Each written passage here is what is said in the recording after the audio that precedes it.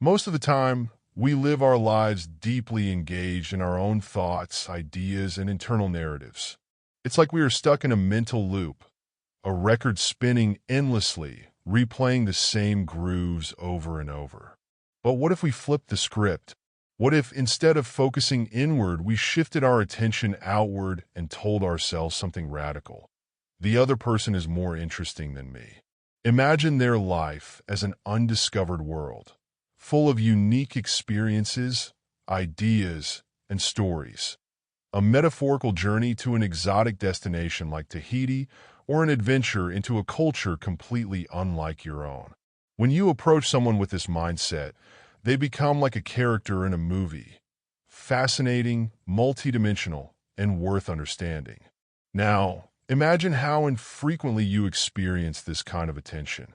If a coworker in your office or someone in a romantic setting treated you like this, genuinely interested and invested in your world, it would be electric. You'd feel seen, valued, and understood. This is not only rare, but also magnetic. The key: unlocking their story. One of the most powerful ways to connect with someone is by encouraging them to talk about their childhood. Why? Because childhood experiences are deeply embedded in our emotions. They hold memories of family, friends, places, and moments that shaped us. These memories often carry unfiltered emotions: joy, nostalgia, pain, or pride. But how do you steer the conversation there without being nosy? You don't start with, "Tell me about your father."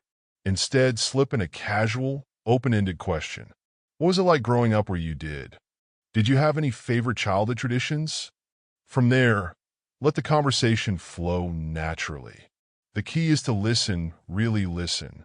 Let them talk, guiding the conversation gently with follow-up questions. If you dominate the conversation with too many inquiries, you risk coming off as interrogative like a lawyer. Instead, aim for them to do about 70% of the talking. That's your foothold when you see them light up, maybe through laughter, smiling, or leaning in. Now go subtly on it without overthinking or prying. Mirroring, a power tool that you can use very subtly. As they share, try to find ways of mirroring what they are experiencing. For instance, if they talk about the memorable family trip or a challenge they faced, relate it to something from your life. That's so interesting. I went through something similar when... This mirroring is not about looking for common ground. It is a way of establishing a sense of shared understanding and mutual connection. But be careful. This is not about eclipsing their story. It is about complementing it, reading between the lines. Conversations often reveal more than the words being spoken. Pay attention to subtle cues, tone shifts, nervous laughter, or moments when they say something striking and then quickly backtrack. Oh, forget I said that. These moments are gold. They often indicate deeper feelings or unresolved thoughts. You don't have to pry them right now, but keep these clues mentally bookmarked. Sowing seeds of intrigue. One of the most interesting aspects of connection is leaving a mark. It's not about being explicit or overly pushy. Sometimes it is those subtle, unconscious gestures that people tend to remember. An expression that shows you are interested, even when you're saying something mundane. A comment that feels odd, but is not forgotten. These sown seeds may germinate in time. The aim is to leave them curious, with their minds spinning about what you said or did hours after the conversation has been closed. When they find themselves mulling over you later, you have already begun to make a deeper connection. Anti-seductive behaviors to avoid. While there are strategies to build connection, there are also pitfalls to avoid.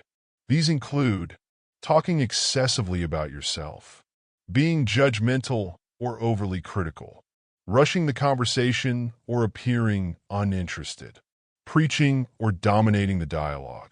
By simply eliminating these tendencies, you elevate your social interactions dramatically.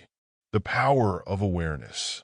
As the ancient Greek tragedy of Oedipus Rex teaches us, Life is often shaped by unseen forces, patterns from our past that we remain blind to.